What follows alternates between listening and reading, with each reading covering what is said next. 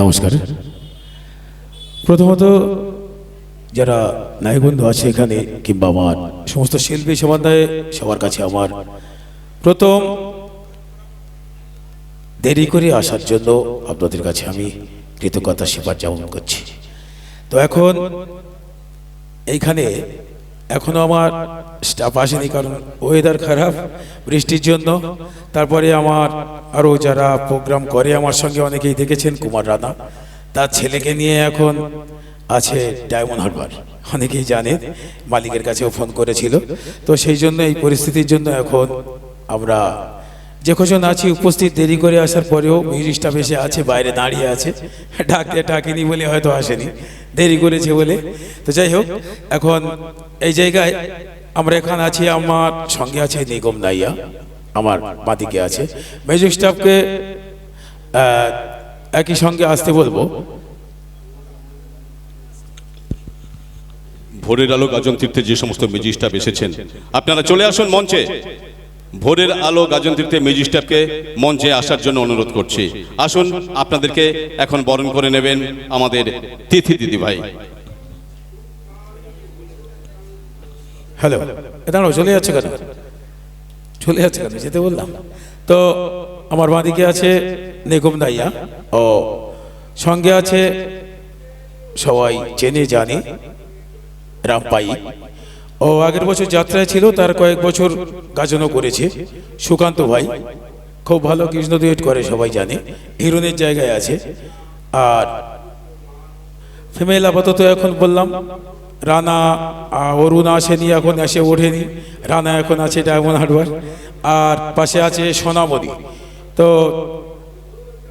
10-12 বছর আগে প্রোগ্রাম করেছিলাম একসঙ্গে, আবার এসেছে। তারপরে আছে এবছর আমার দলে নতুন এসেছে, তো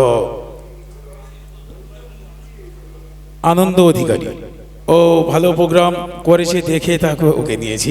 আপনারা আশীর্বাদ করবেন। আমাদের এই স্টাফ দুটো ফিমেল এখন স্টাফের মধ্যে নেই, রানা আর অরুণ, বাকি আমরা এখানে 6 জন আছি। আর বাকি মিউজিক স্টাফ আসলে আমরা আপনাদের সামনে আনবো, তো তারা আছে।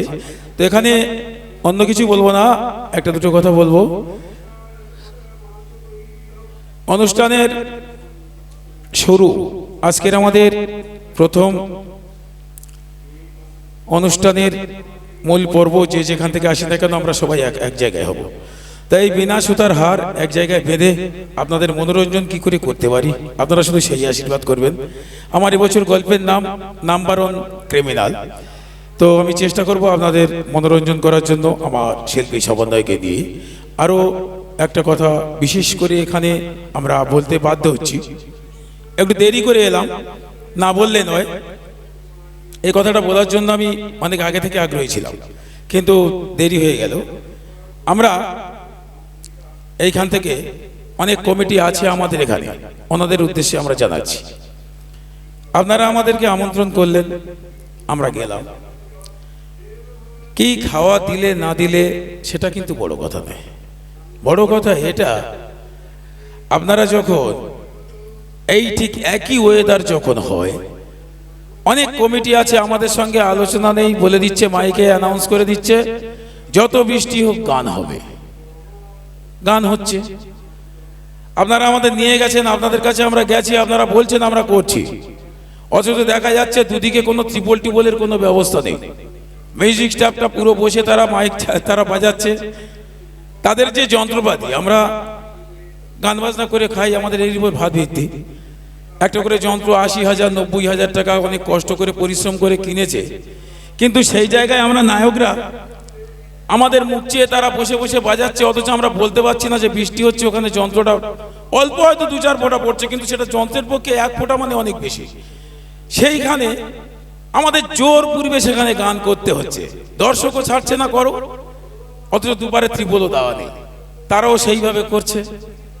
সেই জায়গাগুলো আমরা কমিটির কাছে, বিশেষ করে এবছর আমার প্রথম নিবেদন থাকবে, যে কোনোভাবে অন্তত যে কোনো পরিস্থিতিতে অন্তত ত্রিপল যদি দুপারে না থাকে, শুধু একটা চালা করে দিলে, যারা করেন বড় বড় প্যান্ডেল, ওনাদেরকে বলছি না, অনেকে নিয়ে যায়, এইভাবে নিয়ে গিয়ে এগ্রিমেন্ট করে এনেছে বলে যে একেবারে যেন মাথা কিনে বসে আছে, গান করতেই হবে, কোনো কথা নেই, তোমাদের করতেই হবে।